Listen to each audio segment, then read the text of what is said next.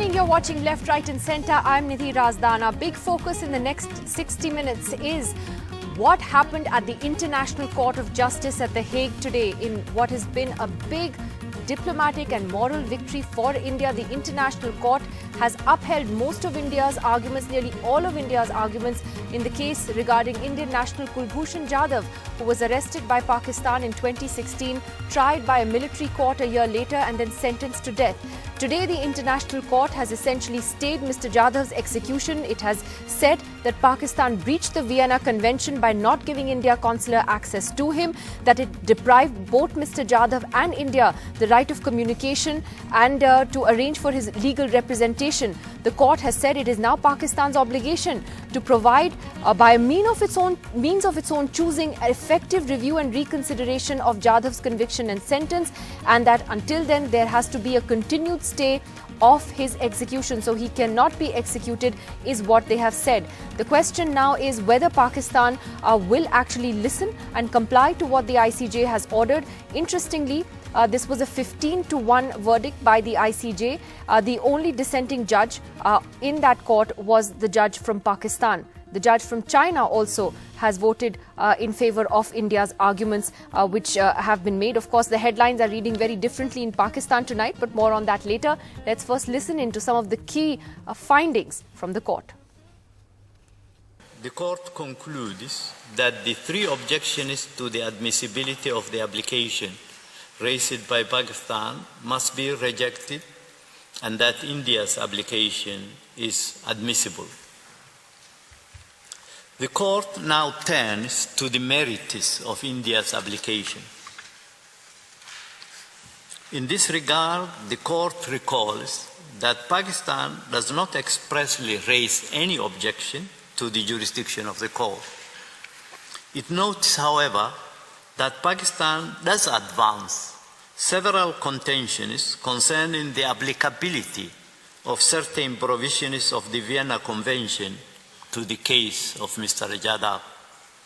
The court considers it appropriate to address these arguments first before turning to the alleged violations by Pakistan of its obligations under Article 36 of the Vienna Convention. The court therefore concludes that Pakistan has breached the obligations incumbent on it under Article 36, paragraph 1A and C of the Vienna Convention by denying consular officers of India access to Mr. Jadhav, contrary to their right to visit him, to converse and correspond with him, and to arrange for his legal representation. We have Ritika Pandey from Deutsche Welle joining us from The Hague this afternoon, her time. Ritika, you saw the proceedings there. Just take us through what happens next. I think that's what people want to know. Is this binding on Pakistan or can they, if they want, not listen to the ICJ?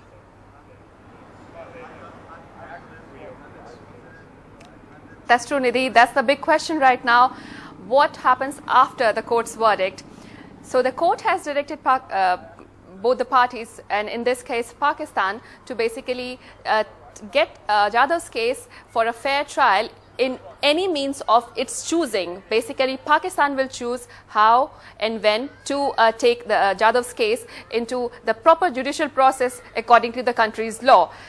Earlier, a military court sentenced Jadhav a death penalty, which was the decision was turned down in this very court 2 years ago.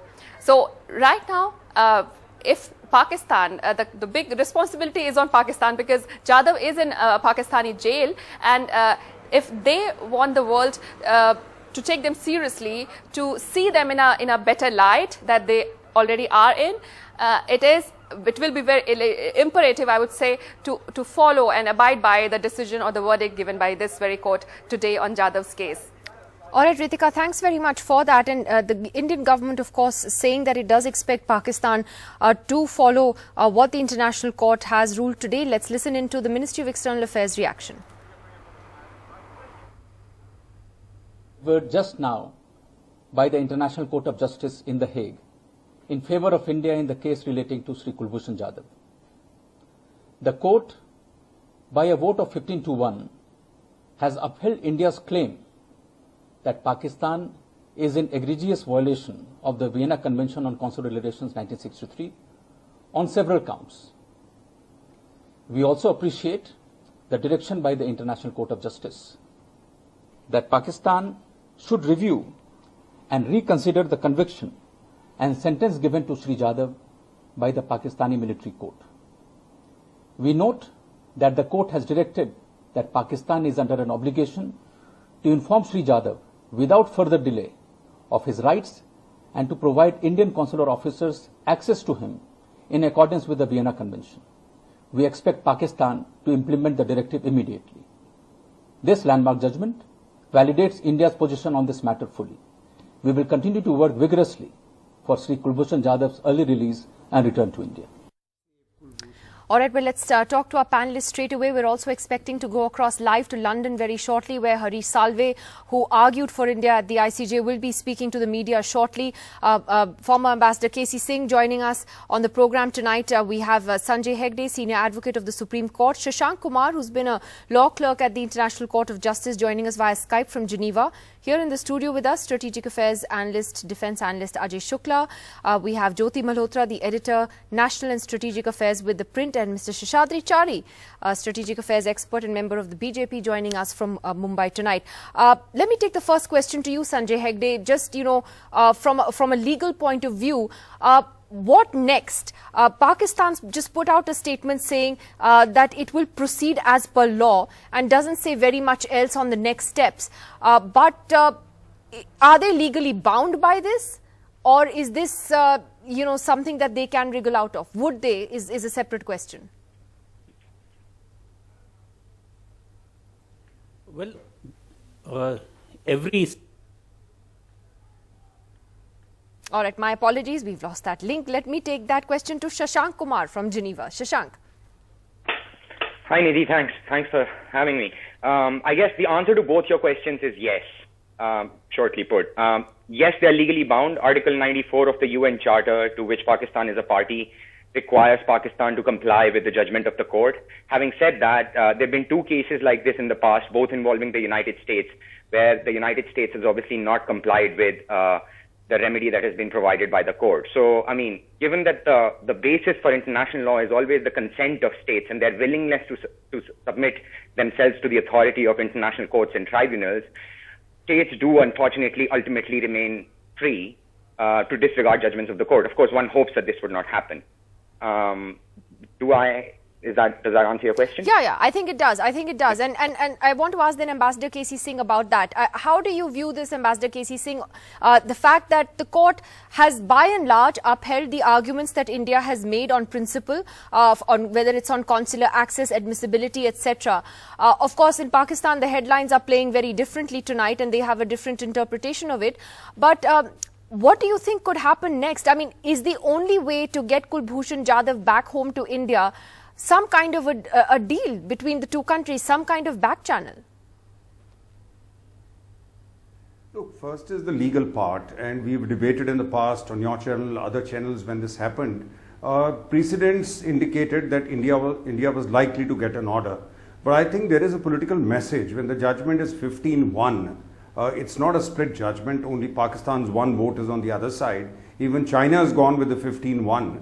The signal is very clear. And International Court of Justice is an organ of the UN as per the Charter. And, only excuse Pakistan can have is that they did not submit to the jurisdiction, but they did come and join there. They did come and make the arguments. So there is a political angle. If they don't do it, well, there is pressure which can come from Security Council. We can look at that and say, here is a country which is not following simple, because it's not a question of only International Court of Justice jurisdiction, the breaches of international law and the commitments under a convention. So, they can always be recourse to the Security Council and to make a complaint there and say, please take action against them. But of course, Pakistan, if they are sensible, there is a face saver they have got. It would have been very difficult for them to overturn a military sentence by a military court. Now, this gives them an excuse to step back, because not having followed due process, not having followed their commitments under the international convention, that vitiates the entire trial and the judgment. So they have to do that's all right, they can have another trial, but they must first give access to Jadhav, which of course Pakistan Army would be very concerned about, because they don't want the real story to be told of where he was picked up, how he was arrested, etc., etc. So they would be, if they are sensible, they would not defy this, and they would use it as a confidence building measure with India. Exactly. But if they want to defy, of course, then so be it. Ajay, the question then is, the fact is the International Court has said Pakistan has to provide by means of its own choosing. All right, I'm sorry I have to cut you off there because Harish Salve is speaking. Let's listen to what he said. I want to start by expressing the gratitude of my country to the International Court of Justice for the manner in which it intervened in this case. It protected Kulbhushan Jadhav, who was on death row, from being executed in a hearing which was put together in a matter of days. And today it has delivered a judgment which has gladdened our hearts and once again restored the faith in the rule of law, in the International Court of Justice, and in the systems which we have, as mankind, put together to protect citizens of the world from state tyranny. We had challenged the conduct of Pakistan in its brazen refusal to adhere to the Vienna Convention and to allow consular access to an Indian. Pakistan all along sought to use the proceedings to make allegations against India of state-sponsored terrorism. It repeatedly played out slides of what it claimed were a passport it had recovered from Jadhav and asserted that India has to explain how this passport was put in place. Not only did the court not get drawn into this, but displaying this passport led to the court rejecting Pakistan's argument that Jadhav's nationality was uncertain.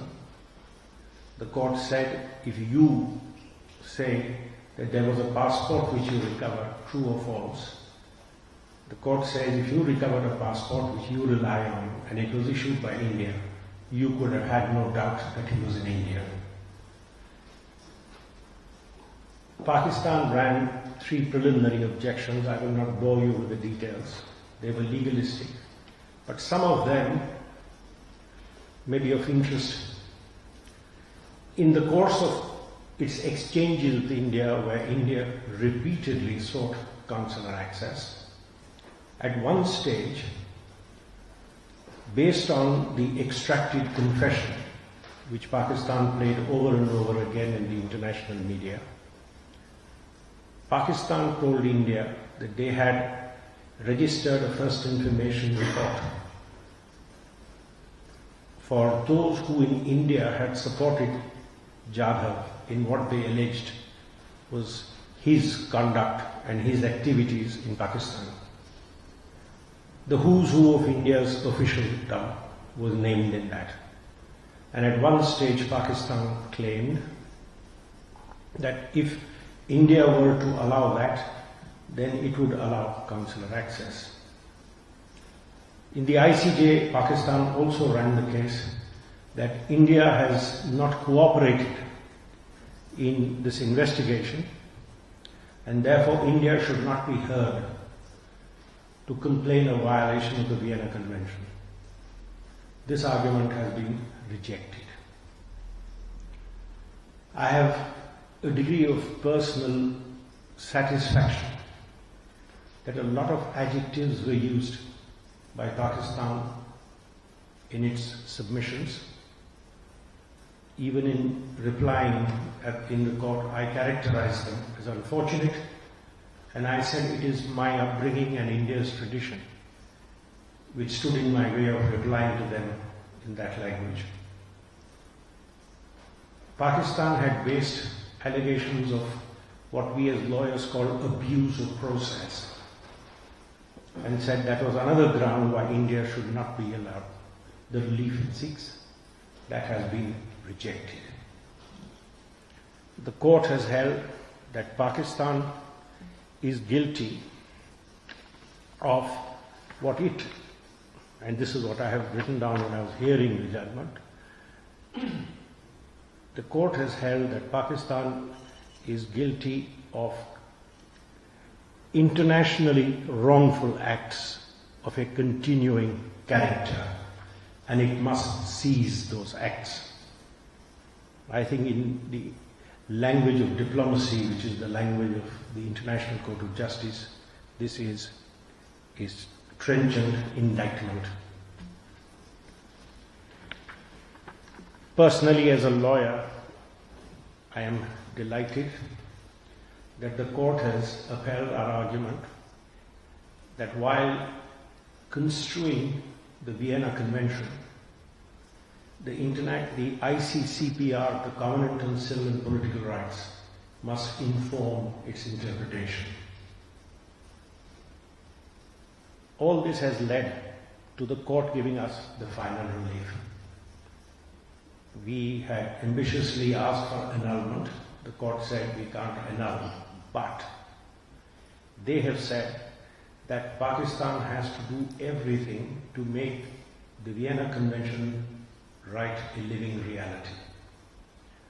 They have to allow review and reconsideration. They have rejected the argument that clemency is a form of review and reconsideration. They have not accepted the argument that resort to judicial review in Pakistan courts is good enough. And that is why they have said that you must allow review and reconsideration. As I read the judgment, the critical point of review and reconsideration is that he has to be allowed consular access, he has to be allowed, and the review and reconsideration must take into account the potential prejudice caused to him, the implications of his evidence, and his right to defense. And it is only such review and reconsideration where we or our consulate will not only be allowed to meet him, discuss with him, see the papers, examine the evidence against him, but also arrange for his legal representation. And then there has to be a fair trial. Pakistan's Attorney General asserted that their constitution assures a fair trial. The court has said you must take all steps necessary. What steps you take are of your choice, respecting the sovereignty of Pakistan. But they have said this choice is not a free, unhindered choice. There is what they have used a nice phrase, they have said there's an obligation of result. And that result has to be a fair adjudication after allowing him consular access. And most tellingly, the court has said, you will take all steps necessary, including legislative measures. So Pakistan's repeated assertions that our existing laws are good enough and he can get nothing beyond has not been accepted. So I think I see this judgment with a sense of relief, a sense of gratification.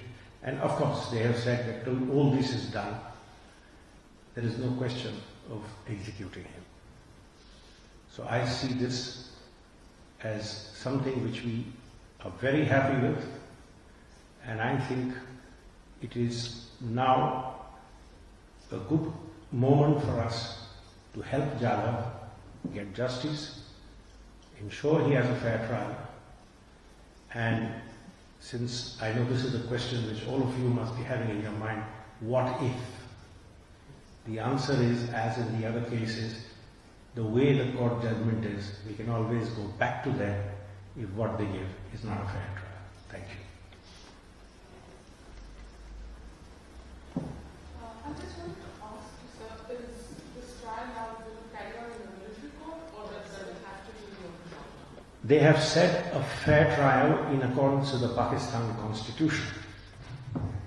If it is back in the military court with the same rules where outside lawyers are not allowed, we are not allowed, access is not given, evidence is not given, it will not meet the standards.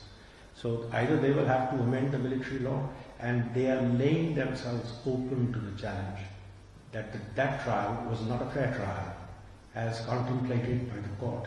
That's why I said I'm very gratified as a lawyer that the court has said that the ICCPR must inform the interpretation of the Vienna Convention.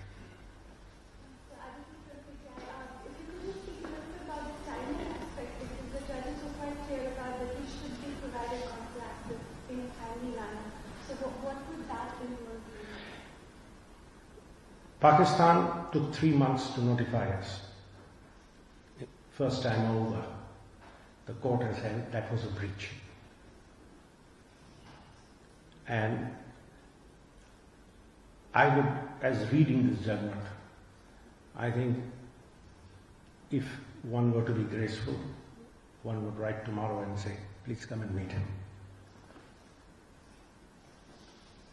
Sir, what is the force of this judgment? Because as I understand it, it's not binding and the court can't enforce it. What makes you say it's not binding? Yeah, I know some people are suggesting. What do you mean by a binding judgment? Look, if the Supreme Court of India tomorrow were to give a judgment and the government says, I refuse to follow it, what can the Supreme Court do? The power of all the courts, as we say in our system, the courts have neither the power of the sword nor the power of the purse. Their power is the power of public opinion. If the ICJ verdict is disobeyed, we can take measures including by way of sanctions at the United Nations level. Now, I'm sure Pakistan will not go that way, but if some country against whom a judgment is given wants to behave rogue, there are measures available. But I'm sure Pakistan will not go down that road, or at least I hope so. How big a victory do you perceive today's judgment to be, and what next for Mr. Jadhav, and can you secure his release, do you think? The victory is a victory of the rule of law, and whenever the rule of law wins over state tyranny, I consider it personally, perhaps being a liberal at heart, to be a big victory. What next for Jadhav? The next for Jadhav is consular access. Hopefully we might even be able to secure, maybe I am being ambitious, secure a meeting with his family which is unhindered. And Jadhav protests his innocence. I'm sure if it is a fair trial with the correct legal assistance, we will secure his release. And if the trial is not fair, we can go back and knock at the door of the ICJ.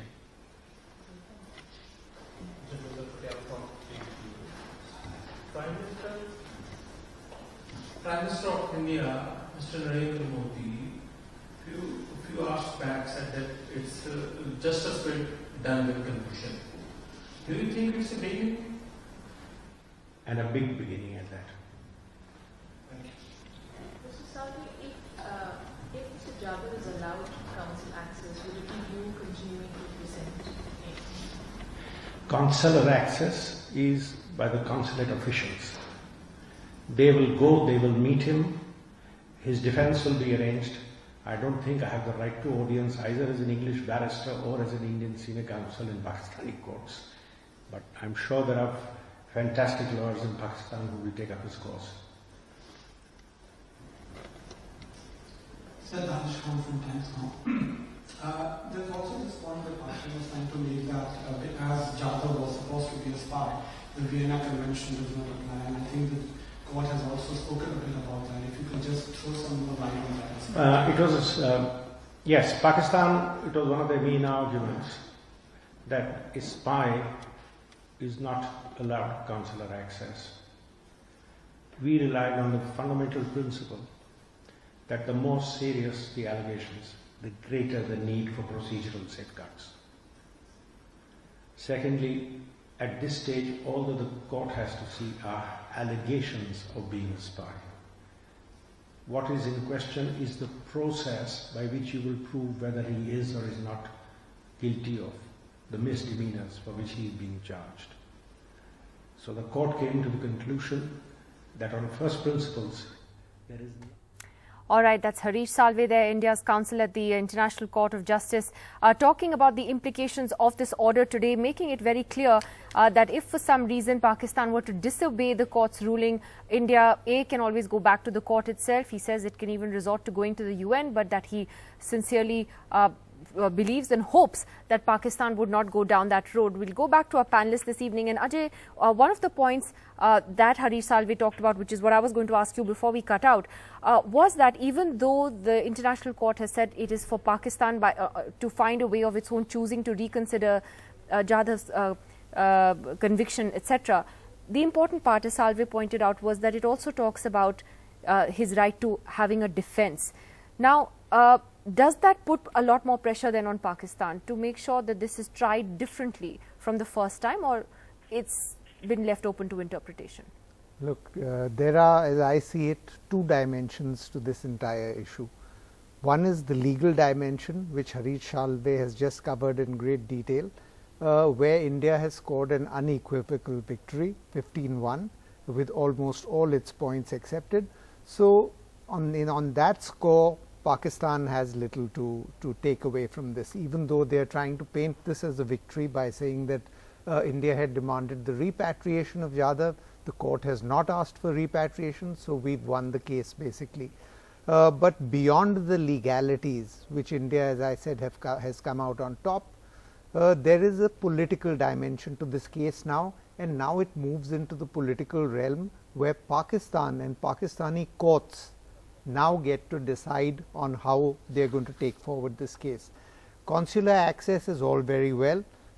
It provides a certain level of assurance to the prisoner, but it does not necessarily mean that he will be at any form of advantage in the case that will now come up before the Pakistani courts. We don't even know. It could go down the same road. They could very well take it down exactly the same road. They could choose the evidence that they are presenting from their side. We don't know yet who the Indian lawyer is or the lawyer that will represent the Indian side. But Pakistan holds all the trump cards in this case when it's being judged in the Pakistani courts. And the mood within Pakistan at this point in time was aptly summed up by a tweet by the Pakistani Tehreek-e-Insaf today, which basically said, expressing an enemy's stance is not freedom of speech, but treason against our people. So the mood is very much pro-Pakistan, and we'll show India a lesson. The only way really out, as I see it, while Jadhav may have got a lease of life by this judgment, the way out for him would lie through a political agreement between India and Pakistan. Exactly. And Mr. Chari, I wanted to ask you about that. That do you think that an effort should be started through back channels to see if some kind of political agreement can be reached?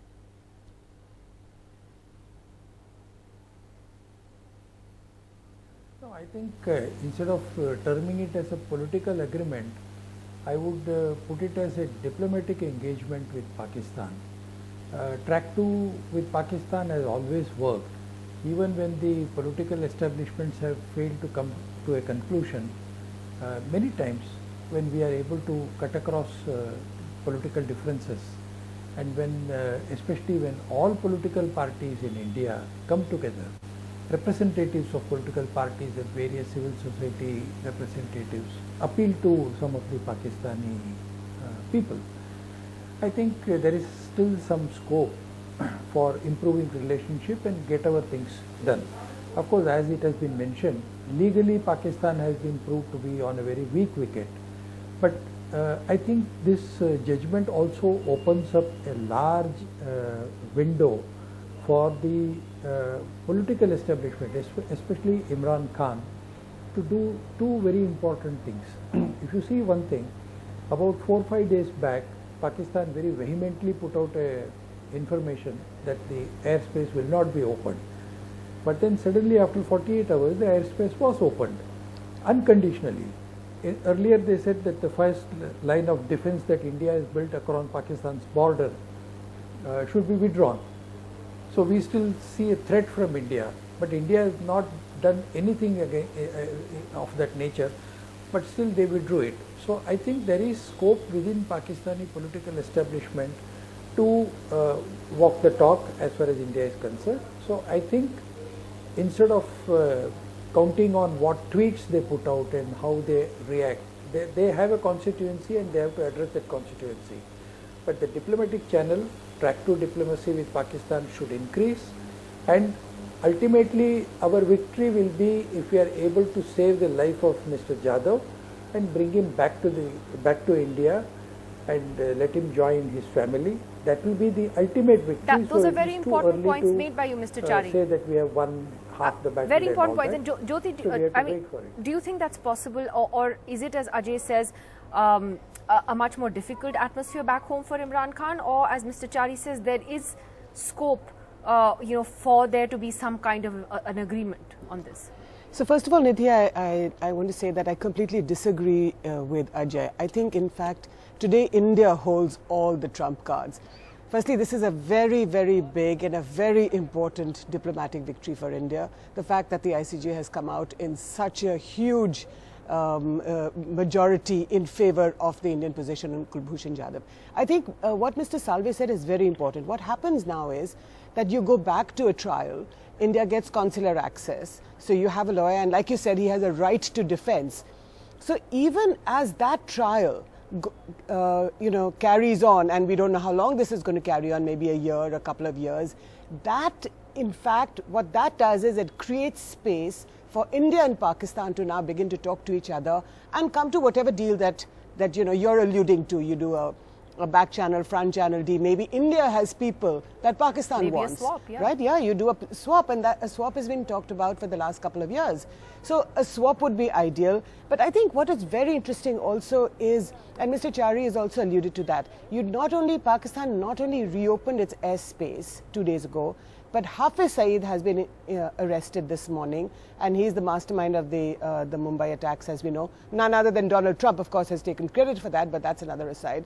But I think what Pakistan also realizes is, and like Mr. Salve said, the Attorney General of Pakistan, and you have to also know that the Indian-Pakistani judicial systems are very, very similar. So the Attorney General of Pakistan probably realizes as well that this judgment, this verdict has hugely against Pakistan, and they must recover some sort of moral standing if they want to speak to the world and say that, listen, we abide by the rule of law. Now, the rule of law is so important, and that's why Imran Khan finally, I think, he's been Prime Minister for about a year or so now. Finally, he has an opportunity to tell his army chief, and they're both going to the US in a few days, to tell his army chief, listen, I think we need to climb down on Kulbhushan Jadhav, because all bets are off. Narendra Modi, the Prime Minister, I think is very, very clear. Let's talk on Jadhav. And I think the relationship with Pakistan will improve hugely. I'm going to ask Ajay about that in just a moment, and I want to come to the Hafiz Saeed aspect as well, because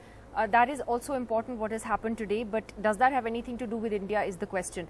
Tushar Shingte is joining us. He's actually a childhood friend of Kulbhushan Jadhav's, and he's joining us from Mumbai tonight, and I did want to speak to him for a couple of minutes before we come back to the panel. Tushar, what is your reaction to what the court has said today? I'm sure you're very relieved that at least the death sentence has been stayed for some time.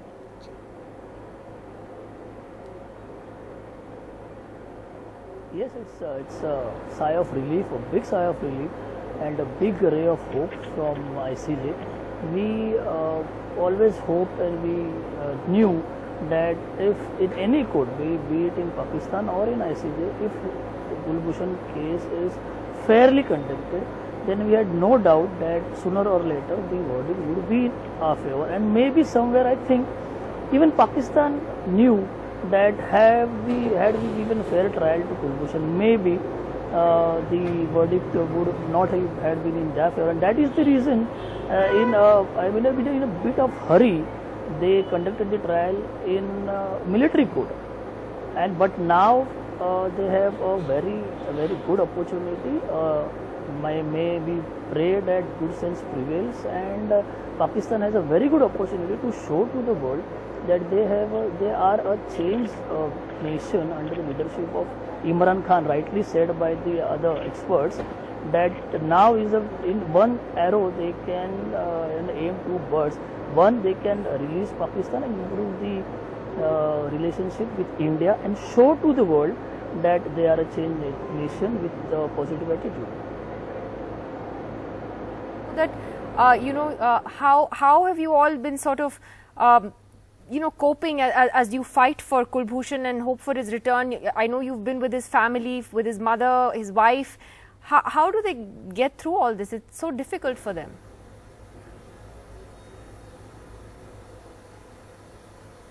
Very difficult for them, and we know that Kulbhushan and his family since childhood, and not only Kulbhushan Jadhav, but even his family, everyone was so cooperative and loving with every other person from our society as well as in our area, that this is the reason we are standing behind him since long.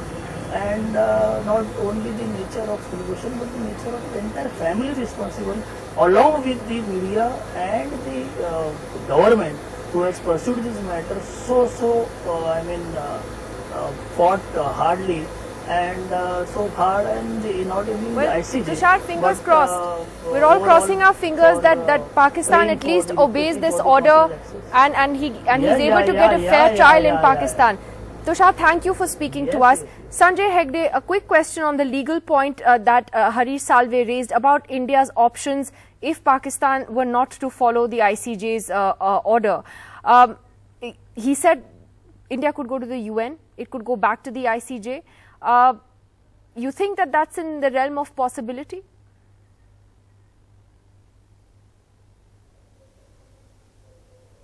I don't see why Pakistan should not follow the ICJ order, because after all that the ICJ has said is give consular access to India and thereafter review the case according to your internal procedures. So you might have a trial in a military court, you might have a trial in a civil court, in a civilian court.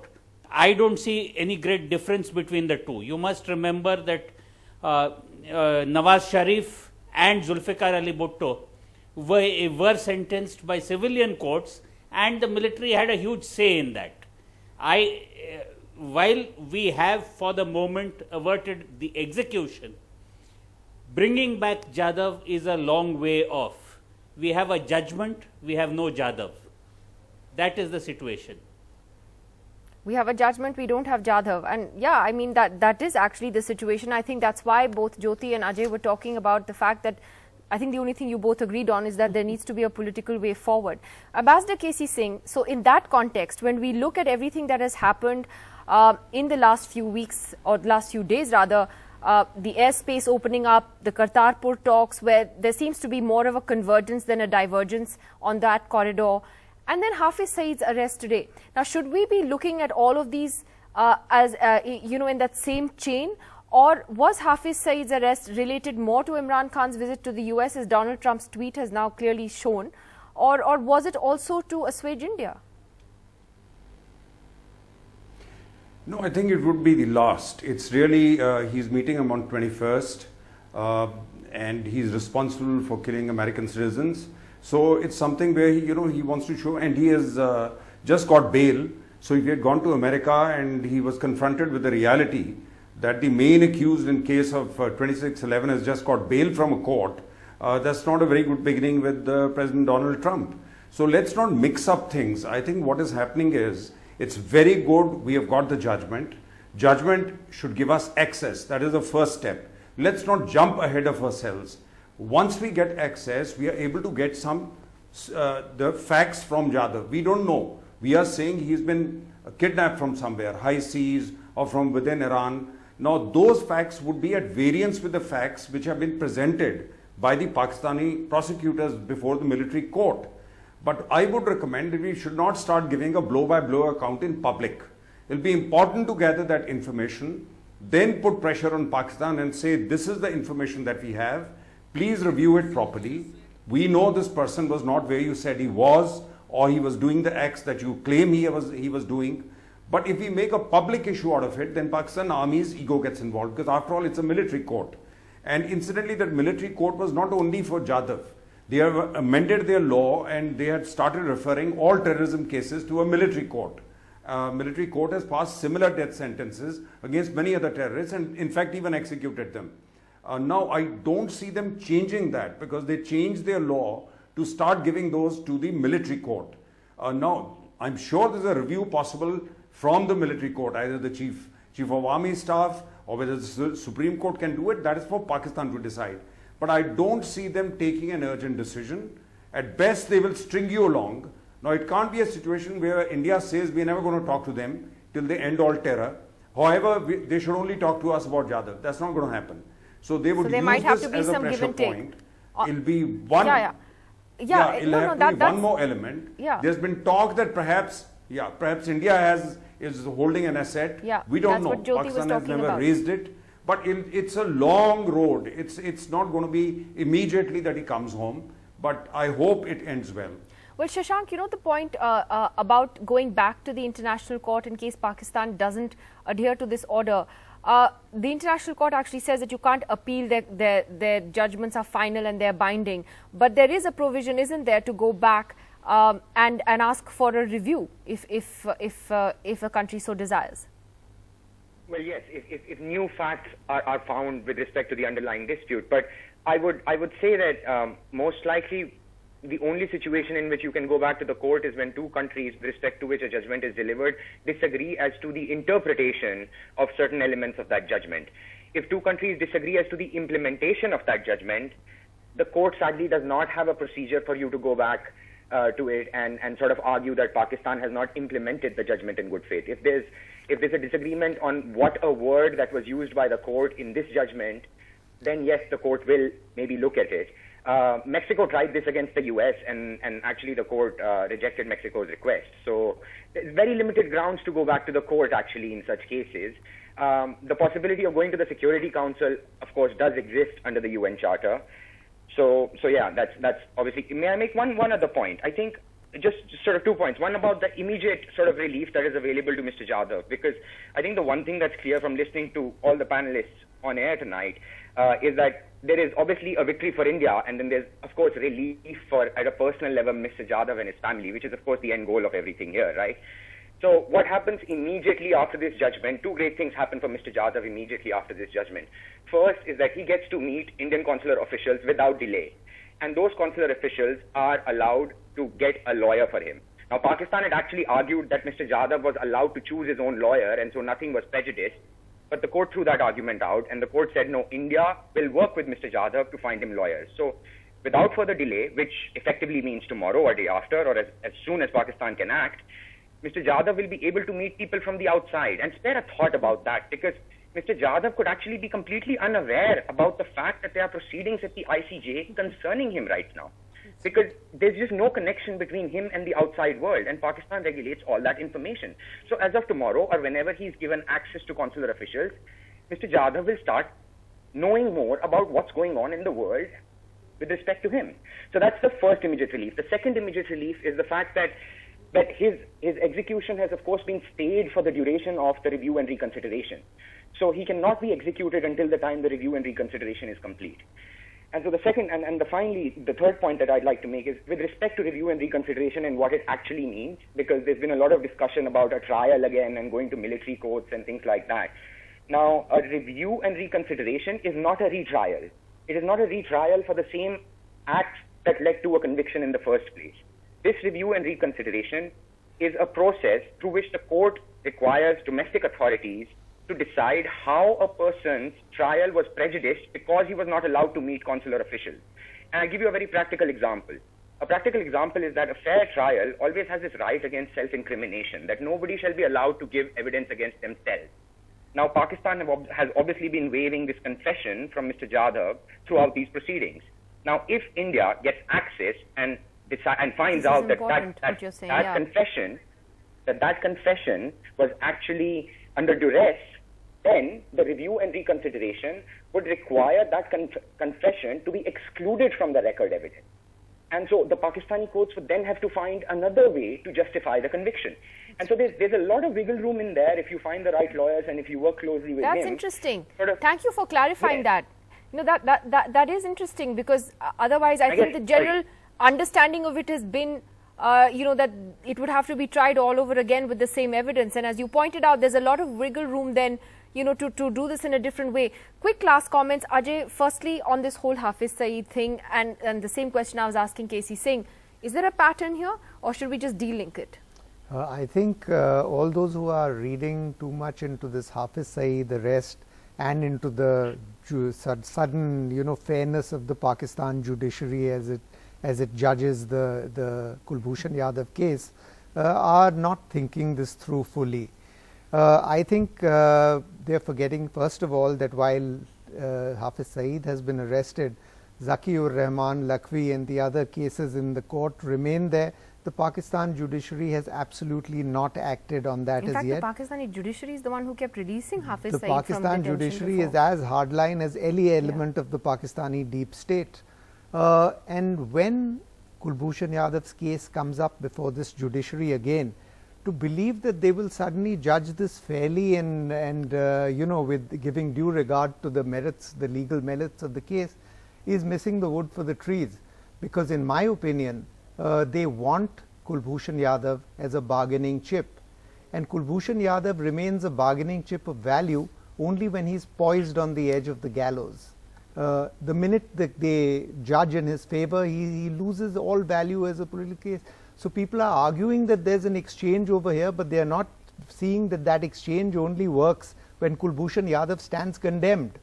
So I don't see the second round of the case being any different from the first. Whether it's tried militarily or in a civilian court, they will find him guilty once again, and thereby set the stage for an exchange with whoever they can choose, or a political deal. And I think that that's one thing we are all agreeing on, that perhaps a political deal is the only way to actually bring Kulbhushan Jadhav home. Thank you very much to all of you for joining us tonight on that important story. A big win for India, but still a long way to go until Mr. Jadhav is back. We'll take a break. More on the other side.